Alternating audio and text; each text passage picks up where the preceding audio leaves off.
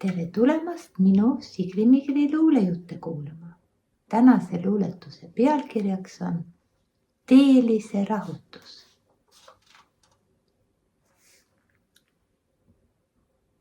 Veerenud välja sünnima niidust, esiisade kodusest iidust, arvasin teadvat, et mujal on parem, heledam elu, kui mul oli varem.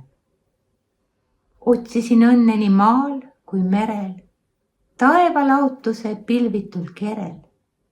Varbad sain verele, rakud kanda, vanadustuuled tõid taas koduranda.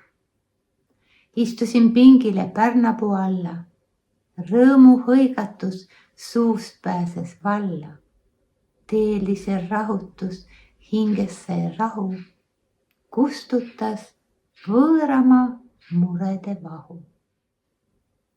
Tänan kuulamast. Kohtumiseni.